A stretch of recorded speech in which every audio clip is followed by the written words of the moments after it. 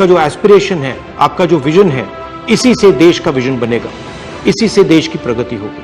अगर सरकार आपकी रक्षा नहीं कर सकती है तो ऑपोजिशन आपकी रक्षा करेगी। ये जो आपका मुद्दा है, इसको मैं पर्सनली संसद में आपके लिए उठाऊंगा और पूरा का पूरा दबाव हम सरकार पे डालेंगे। आज 24 लाख स्टूडेंट से बात करना चाहता हूं जिनको नीट पेपर लीक से नुकसान हुआ। सड़क से संसद तक हम आपके साथ खड़े हैं। 24 लाख स्टूडेंट से मैं कहना चाहता हूं, आप अकेले नहीं हो। पिछले 7 साल में 70 बार पेपर लीक हुआ है और 2 करोड़ युवाओं को पेपर लीक से नुकसान हुआ है। नमस्कार साथियों, मैं आपका दोस्त अशफाक अहमद और आप देख रहे हैं देशभक्त चैनल। जो विपक्ष होता है अगर मजबूत होता है तो उससे जनता को क्या फायदा होता है।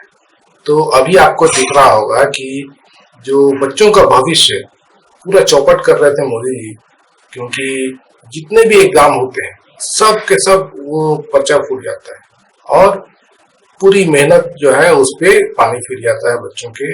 उनके भविष्य का क्या होगा, उनके जो माँ बाप है वो इतनी उम्मीद लगाए बैठे होते हैं, उनका क्या होगा। और ऐसा सिर्फ 1-2 एग्जाम नहीं है, पूरे लाइन से जितने भी एग्जाम होते हैं सब पर्चा फूटते हैं। चाहे वो पढ़ाई वाले जो एंट्रेंस एग्जाम हो, चाहे वो भर्ती वाले एग्जाम हो, हर जगह पर्चे फूटते हैं। और ये मोदी जी की बदौलत है, क्योंकि मोदी जी ने इस तरीके से कर दिया है कि लोग पढ़ लिख ना पाए और तरक्की ना कर पाए। क्योंकि शूद्र अगर तरक्की कर जाएंगे वो बराबरी करने लगेंगे और सवाल पूछने लगेंगे मोदी जी से, और मोदी जी की जो गद्दी है वो हिलने लगेगी। तो मोदी चाहते हैं कि कोई पढ़े लिखे नहीं, वो सब गुलामी करें, 5 किलो राशन लेके खुश रहें। तो ये पूरा स्कीम है मोदी जी का, उसी हिसाब से काम कर रहे हैं पिछले 10 साल से। तो किस तरीके से काम करते हैं आपने देखा कि जो एग्जाम होते हैं तो उसको फोड़ने के लिए पूरा जुगाड़ वो बीजेपी का ही रहता है, मोदी जी का ही रहता है। और इसीलिए कभी ना तो कोई पकड़ाता है, ना कोई कोशिश भी होती है, और ये चलता आता है, कंटिन्यूअस चल रहा है। अब कोई एक पर्चा फूटा होता तो उसके बाद में सरकार तुरंत एक्शन लेती, पूरा सब ठीक ठाक करती कि आगे से ना हो। लेकिन ये तो लगातार हो रहा है, सालों साल हो रहा है। तो उसकी वजह ये थी कि मोदी जी बहुत तगड़े थे, मजबूत थे। जनता ने झोली भर भर के वोट दिए थे, तो मोदी जी को हिलाने वाला कोई नहीं था। विपक्ष कितना भी हल्ला करते रहे, गोदी मीडिया तो खैर मोदी जी का वाहवाह करती है, लेकिन सोशल मीडिया कितना भी हल्ला करता रहे कुछ फर्क नहीं पड़ता था, क्योंकि मोदी जी को तो जीतना ही था, है ना। कुछ भी हो जाए तो मोदी जी को वोट मिलेंगे, मोदी जी जीत जाएंगे, गद्दी पे बैठे रहेंगे, जनता जाए भाड़ में। तो अभी जब विपक्ष मिला है तो बहुत तगड़ा विपक्ष मिला है। वो जनता ने जो जिस तरीके से वोटिंग की है, तो अब जो जनता के मुद्दे हैं तो वो विपक्ष उठाएगा, तो सड़क से लेकर संसद तक आवाज गूंजेगी। कोई भी कितना भी बहरा हो उसको सुनाई देगा, और अगर सुनाई नहीं देगा तो उसका इलाज भी होगा। और किस तरीके से इलाज होगा, अब जैसे कि ये जो नीट का एग्जाम में जो जिस तरीके से पर्चा फूटा है और 24 लाख बच्चों की जिंदगी बर्बाद हुई है, तो सड़क पे आपने देखा कि पूरे देश में हल्ला बोल चालू था, और अब संसद में ये आवाज गूंजेगी तो विपक्ष जो है जम के उठाएगा मुद्दा। तो मोदी जो है वो संसद में कितने लोग को निलंबित करेंगे, सस्पेंड करेंगे। वैसे तो मोदी पिछले साल आपने देखा कि किया, पूरा का पूरा विपक्ष को निलंबित कर दिया था। लेकिन अब जो है करना थोड़ा मुश्किल है, क्योंकि वो निलंबित करेंगे तो वो फिर जो है सड़क पे आवाज गूंजेगी, और फिर और जोर से गूंजेगी, और फिर वो मोदी जी को भारी नुकसान उठाना पड़ेगा हर जगह। जितने भी चुनाव होंगे तो मोदी जी अभी जिस तरीके से कमजोर पड़े हुए हैं तो कमजोर होते जाएंगे। तो मोदी जी के हित में ये है कि जनता के जो मुद्दे हैं उसको सुने, उस पर तुरंत एक्शन लें।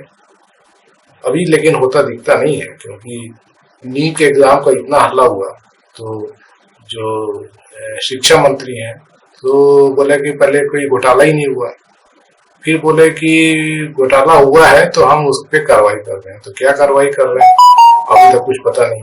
सिर्फ एनटीए का जो चीफ थे उनको हटाया गया है और उनकी जगह जो दूसरा लाया गया है तो मालूम चला कि वो तो और बड़ा घोटाले वाला है।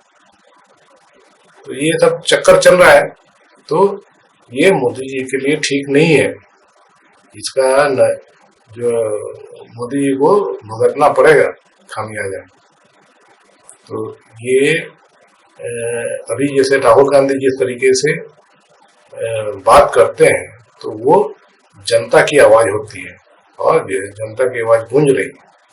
तो राहुल गांधी ने कहा कि अगर मोदी जी ने जो बच्चों की आवाज नहीं सुनते हैं, उस पर एक्शन नहीं लेते हैं, तो राहुल गांधी बच्चों का हक का लड़ाई लड़ेगा। तो ये जो आप देख रहे हैं कि जो माहौल बदला है ये 2024 के लोकसभा चुनाव के बाद में बदला है। तो मोदी जी अगर नहीं सुने तो उनका भारी नुकसान होने वाला है, और सुन लिए तो अच्छा है कि जनता को न्याय मिलेगा। वही तो चाहिए ना, जनता को न्याय मिले। जो मोदी 10 साल से नहीं दे रहे हैं, हक छीन रहे हैं, हर चीज से जो है जनता को परेशान कर रहे हैं। अब महंगाई जैसे है तो महंगाई पूरा हर चीज पे जीएसटी लादते जा रहे हैं, तो जीएसटी कौन भरता है? गरीब आदमी भरता है। तो गरीब आदमी के घर चलाना मुश्किल हो गया है, हर चीज इतना महंगा हो गया। और बेरोजगारी तो आप देख ही रहे हैं, रोजगार तो मोदी देंगे नहीं बल्कि छीनते हैं।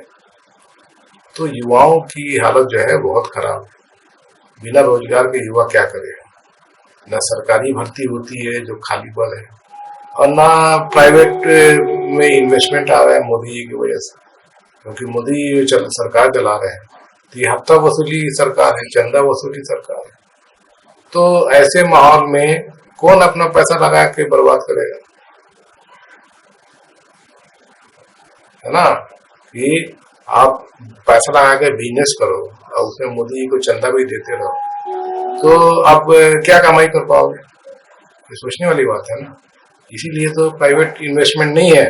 अब प्राइवेट इन्वेस्टमेंट नहीं है तो नौकरियां, प्राइवेट की नौकरियां वो नहीं है। ले दे के कुछ बस प्राइवेट में नौकरियां हैं। छोटे लघु उद्योग तो बंद करा दिए मोदी जी ने, जीएसटी और लॉकडाउन और उसके पहले नोटबंदी,